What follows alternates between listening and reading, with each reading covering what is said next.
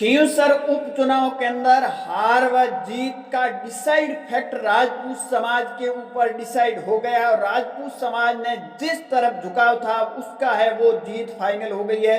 परंतु खींवसर नहीं, सातों सीटों के ऊपर राजपूत वोटर का बहुत अहम डिसाइडेड फैक्ट रहा।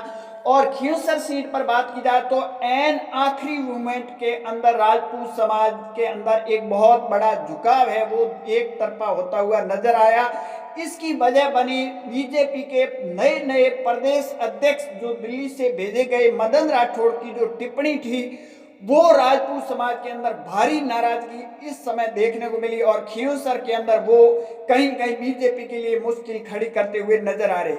खींवसर सीट पर बात की जाए बीजेपी का एक माहौल अच्छा खासा माहौल बना हुआ था। दुर्ग सिंह खींवसर भी बीजेपी में ज्वाइनिंग कर दी थी, परंतु बीजेपी के नए नवेले जो प्रदेश अध्यक्ष आए मदन राठौड़, उन्होंने जो टिप्पणी की थी राजेंद्र राठौड़ को लेकर और रविंदर सिंह भाटी को लेकर, तो बहुत ऐसी टिप्पणी की थी कि रविंदर सिंह भाटी को लेकर कहा था ये जातिवादी नेता है और जातियों को लड़ाने का काम करा। हालांकि आज दिन तक वो मदन राठौड़ एविडेंस नहीं दे पाए कि इस तरह का रविंदर सिंह भाटी ने कहाँ बयान दिया या रविंदर सिंह भाटी ने ऐसा कहीं कहीं किया जातिवाद का। परंतु वो बयान खींवसर के अंदर बीजेपी की नैया कहीं न कहीं डुबो थी, क्योंकि खींवसर की बात की जाए तो दूसरे नंबर पर राजपूत वोटर है, पहले नंबर पर सबसे ज्यादा तादाद है जाट वोटर की और उसके बाद सेकंड नंबर पर राजपूत वोट है वो खींवसर के अंदर है। और डिसाइड फैक्ट होगा कि आखिर खींवसर के अंदर कौन। अब देखिए अगर बात की जाए तो मदन राठौड़ और बीजेपी के प्रदेश अध्यक्ष नए नवेली दोनों आए थे और इनको आरोप भी मीडिया के ऊपर कई जगह लग रहे हैं कि इन्होंने दिल्ली से भेजे गए थे। क्योंकि मदन राठौड़ की बात की जाए तो उनकी 2023 में टिकट कटी थी और वो निर्दलीय चुनाव मैदान में उतरे थे, परंतु नरेंद्र मोदी जी का फोन आता है वो बैठ जाते थे, उसके बाद उनको अध्यक्ष बना ही दिया जाता। हालांकि हनुमान बेनीवाल ने यह भी आरोप लगाया था जो टिकट लेकर नहीं जीत सकता वो निर्दलीय तो क्या जीतेगा, उसको पार्टी का अध्यक्ष बना दिया। ये हनुमान बेनीवाल ने भी मदन राठौड़ पर तंज कसा।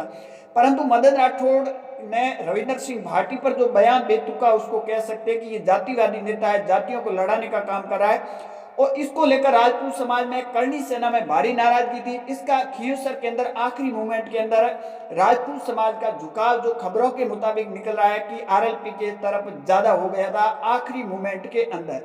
पहले देखिए बीजेपी का रेवत राम डांगा का एक अच्छा माहौल था, परंतु इन कहीं कहीं बयान अगर इसे बेतुका बयान देंगे तो अब समाज भी अब किसी पार्टी का गुलाम नहीं है और गुलाम भी रहता नहीं है। अगर इस तरह के बयान किसी भी पार्टी जो अपने आप में विश्व में एक बड़ी पार्टी बीजेपी कह रही उसके राजस्थान के प्रदेश अध्यक्ष अगर इस तरह के बयान देंगे तो अब वो राजपूत समाज पहले की तरह नहीं रहा कि आप बयान दोगे तो भी कमल के फूल पर वोट देंगे, परंतु अब ऐसा नहीं है। अब आप बयान दोगे तो आपको वोट की चोट पर हाथों हाथ जवाब दिया जाएगा।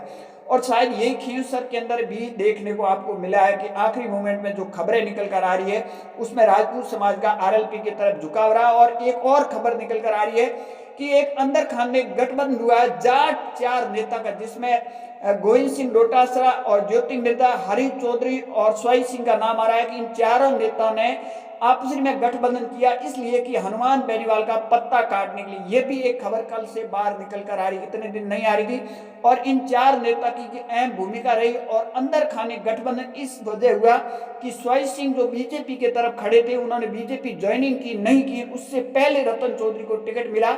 ये कहीं न कहीं हनुमान बेनीवाल को काटने के लिए गोविंद सिंह डोटासरा, ज्योति मिर्धा, हरीश चौधरी और स्वाई सिंह के अंदर गठबंधन हुआ और हनुमान बेनीवाल को हराने के लिए। परंतु आखिरी मूवमेंट के अंदर राजपूत वोटर खींवसर के अंदर डिसाइड फैक्ट करेगा कि आखिर उनका अगर आरएलपी की तरफ ज्यादा झुकाव है तो हनुमान बेनीवाल जीत रहे हैं और अगर आरएलपी की तरफ झुकाव नहीं बीजेपी की तरफ जो माहौल बना हुआ है तो रेवत राम डांगा जीत रहे। परंतु ये परिणाम 23 तारीख को आएंगे, उस दिन हकीकत पता चल जाएगा आखिर कौन बाजी मार रहा। आप सबकी इस पर क्या राय कमेंट सेक्शन जरूर देना। ज्यादा जानकारी के लिए हमारे यूट्यूब चैनल को जरूर फॉलो कीजिए।